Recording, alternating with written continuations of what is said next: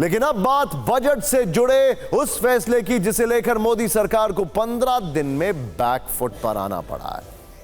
23 जुलाई को पेश हुए बजट में आपने कैपिटल गेन टैक्स की चर्चा खूब सुनी होगी। इसी स्टूडियो में हमने इसको लेकर बहुत सारे सवाल जवाब रखे थे। कैपिटल गेन टैक्स, जिसे long term capital gain tax भी कहते हैं, जो आपके मुनाफे पर लगने वाला टैक्स है, सरकार ने इस टैक्स में कटौती की, लेकिन फिर भी विरोध शुरू हो गया।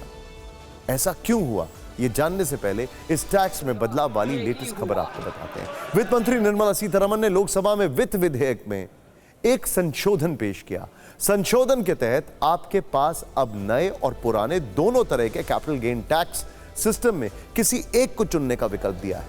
यानी आप चाहें तो 12.5% की नई दर से टैक्स चुकाएं या 20% वाला पुराना टैक्स विकल्प चुन लें। लेकिन अगर आप, अब देखिए यहां पर एक हुक है, अगर आप 12.5% की नई दर से टैक्स देंगे तो इंडेक्सेशन वाली छूट नहीं मिलेगी। ये है गड़बड़। अगर 20% वाला विकल्प चुनेंगे तो आपको ये छूट मिल जाएगी, लेकिन ये विकल्प उन्हीं लोगों को मिलेगा जिन्होंने प्रॉपर्टी 23 जुलाई 2024 से पहले खरीदी और आगे बेचने के बारे में सोच रहे हैं। लेकिन अगर प्रॉपर्टी 23 जुलाई 2024 के बाद खरीदी गई है तो एक ही विकल्प होगा और वो है 12.5%, 12.5% टैक्स, बिना किसी इंडेक्सेशन वाले बेनिफिट के। बजट 2024 के में सरकार ने long term capital gain tax 20% से घटाकर 12.5% तो कर दिया, लेकिन इंडेक्सेशन बेनिफिट को हटा दिया। अब ये क्या है? बजट वाले दिन से ही सरकार की इस घोषणा का सबसे ज्यादा विरोध हो रहा है। खासतौर से रियल एस्टेट सेक्टर को ज्यादा फिक्र हो रही थी, इसका नेगेटिव असर पड़ने की संभावना जताई जा रही थी। बजट वाले दिन जब पूरी कैलकुलेशन की गई तो पता चला कि प्रॉपर्टी में निवेश करने वालों की जेब सीक्रेट दरवाजे से काट ली गई।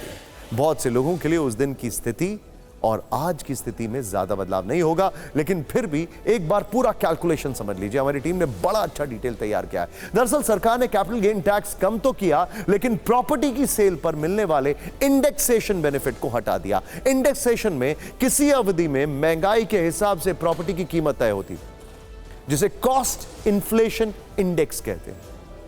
इसे आप ऐसे समझ सकते हैं कि आपने 50 लाख में 10 साल पहले कोई घर खरीदा, लेकिन महंगाई के हिसाब से इसकी कीमत मान लीजिए आज की तारीख में 64 लाख तय की गई और आपने इस प्रॉपर्टी को 70 लाख में बेचा।